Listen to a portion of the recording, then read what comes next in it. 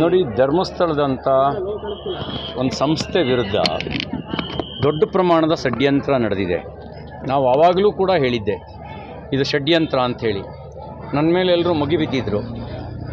ಈಗ ಷಡ್ಯಂತ್ರ ಬಯಲಾಗಿದೆ.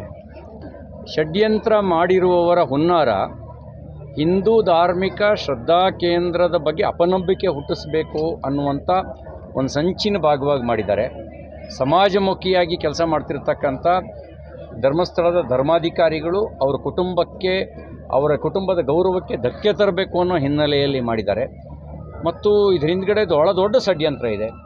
ಪ್ರಕಾಶ್ ರಾಜ್ ಅಂತ ಒಬ್ಬ ನಕ್ಸಲರಿಗೆ ಬೆಂಬಲಿಸ್ತಕ್ಕಂಥ, ಅರಾಜಕತೆಯನ್ನೇ ಉಸಿರಾಗಿಟ್ಕೊಂಡಿರ್ತಕ್ಕಂಥ ಒಬ್ಬ ವ್ಯಕ್ತಿ ಈ ಒಂದು ಸೂತ್ರದಲ್ಲಿ ಪಾಲ್ದಾರ ಆಗಿದ್ದಾನೆ ಅಂತಕ್ಕಂಥ ಮಾಹಿತಿಯೂ ಕೂಡ ಒದಗಿ ಬಂದಿದೆ.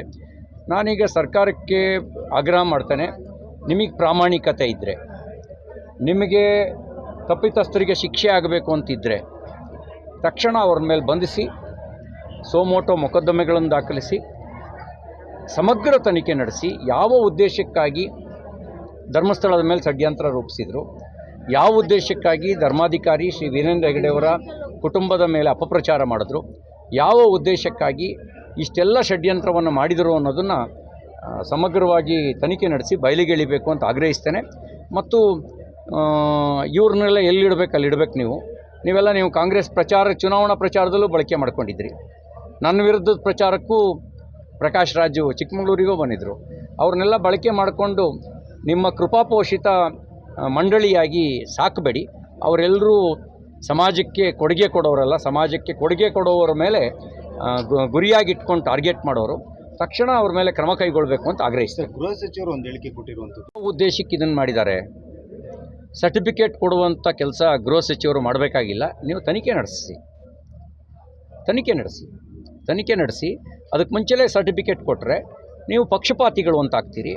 ನಿಮಗೆ ಇಡೀ ಪ್ರಕರಣವನ್ನು ಮುಚ್ಚಾಕಬೇಕು ಅನ್ನುವಂಥ ಮನಸ್ಥಿತಿ ಇದ್ದಂತೆ ಜನರಲ್ ಭಾವನೆ ಬರುತ್ತೆ.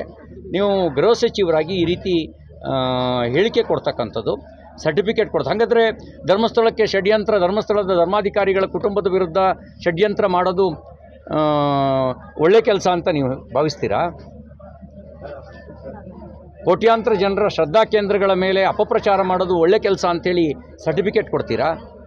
ಇದು ಕ್ರಿಮಿನಲ್ ಅಲ್ದಲೇ ಇನ್ನೇನಿದು? ಇದು ಘನಂದಾರಿ ಕೆಲಸನಾ ಅಥವಾ ಸಮಾಜಕ್ಕೆ ಗೌರವ ತರೋ ಕೆಲಸನಾ? ಸರ್ಟಿಫಿಕೇಟ್ ಕೊಡಬೇಕಾದ್ರೆ ನೀವು ಗೃಹ ಸಚಿವರು ಅನ್ನೋ ಪ್ರಜ್ಞೆ ಇರಲಿ. ಈಗ ನೀವು ಗೃಹ ಸಚಿವರಾಗಿದ್ದೀರಿ, ನಿಮ್ಮ ಮೇಲೆ ತನಿಖೆ ನಡೆಸುವಂಥ ಜವಾಬ್ದಾರಿ ನಿಮ್ಮ ಮೇಲೆ ಇರುತ್ತೆ. ಅದರ ಬದಲೇ ನೀವೇ ಈ ರೀತಿ ಹೇಳಿಕೆ ಕೊಟ್ಟರೆ ನಿಮ್ಮ ಕೆಳಗಡೆನ ಅಧಿಕಾರಿಗಳು ನಿಮ್ಮ ಮರ್ಜಿಗೆ ತಕ್ಕಂತೆ ನಡ್ಕೊಳ್ತಾರೆ. ನಿಮಗೆ ಖುಷಿಪಡಿಸೋದಕ್ಕೆ ಸತ್ಯವನ್ನು ಮುಚ್ಚಿಡ್ತಾರೆ. ಅದಕ್ಕೆ ನೀವು ಅವಕಾಶ ಕೊಡೋ ರೀತಿಯಲ್ಲಿ ಹೇಳಿಕೆ ಕೊಡೋದು ತಪ್ಪಭಿಪ್ರಾಯ ಮೂಡುತ್ತೆ. ನಿಮ್ಮ ಬಗ್ಗೆನೂ ಕೂಡ ತಪ್ಪಭಿಪ್ರಾಯ ಮೂಡೋದಕ್ಕೆ ಕಾರಣ ಆಗುತ್ತೆ. ನಮ್ಮದು ತಲೆತಲಾಂತರಗಳ ಸಂಬಂಧ ಮತ್ತು ಧರ್ಮಸ್ಥಳದ ಮಧ್ಯೆ ಇರೋದು ಇವತ್ತು ನೆನ್ನೆದಲ್ಲ, ತಲೆಮಾರುಗಳ ಸಂಬಂಧ. ನಮ್ಮ ಹಿರಿಯರು ನಮ್ಮ ಕೈಲಿ ಮುಡುಪು ಹಾಕ್ಸೋರು, ಧರ್ಮಸ್ಥಳದ ಮುಡುಪು ಅಂಥೇಳಿ. ವರ್ಷಕ್ಕೊಂದ್ಸರಿ 2 ವರ್ಷಕ್ಕೊಂದ್ಸರಿ ಧರ್ಮಸ್ಥಳಕ್ಕೆ ಕರ್ಕೊಂಡು ಹೋಗೋರು. ಹೊರನಾಡಿಗೆ ಧರ್ಮಸ್ಥಳಕ್ಕೆ ಕರ್ಕೊಂಡು ಹೋಗುವಂಥ ಪದ್ಧತಿ ಇವತ್ತು ನೆನ್ನೆದಲ್ಲ, ಒಂದು ನಂಬಿಕೆ.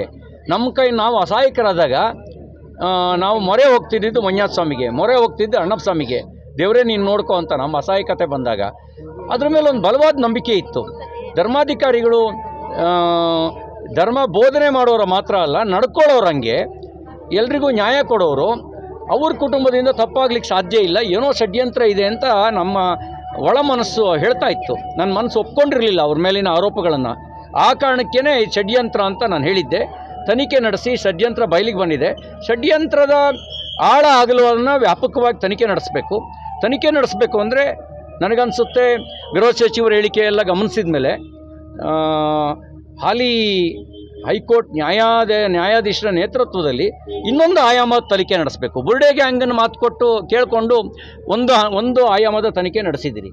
ಇನ್ನೊಂದು ಆಯಾಮದ ತನಿಖೆ, ಧರ್ಮಸ್ಥಳದ ವಿರುದ್ಧ ಷಡ್ಯಂತ್ರ ಯಾಕಾಗಿ ಮಾಡಿದ್ರು, ಧರ್ಮಾಧಿಕಾರಿಗಳ ಕುಟುಂಬದ ವಿರುದ್ಧ ಷಡ್ಯಂತ್ರ ಯಾಕಾಗಿ ಮಾಡಿದ್ರು, ಇವ್ರಿಗೆ ಫಂಡಿಂಗ್ ಎಲ್ಲಿಂದ ಬಂತು, ಅವ್ರ ಹುನ್ನಾರ ಏನಿತ್ತು, ಏನಾದರೂ ಮತಾಂತರ ಮಾಫಿಯಾ ಇದಕ್ಕೆ ಕಾರಣ ಇದೆಯಾ, ಅಥವಾ ಇನ್ಯಾವುದಾದ್ರು ವ್ಯವಹಾರಗಳೇನಾದ್ರು ಕಾರಣ ಇದೆಯಾ, ಅಥವಾ ಹಿಂದೂ ಧರ್ಮದಿಂದ ಶ್ರದ್ಧಾ ಕೇಂದ್ರಗಳನ್ನು ಟಾರ್ಗೆಟ್ ಮಾಡಿಕೊಳ್ಳೋದೇ ಇವ್ರ ಉದ್ದೇಶವಾಗಿತ್ತ?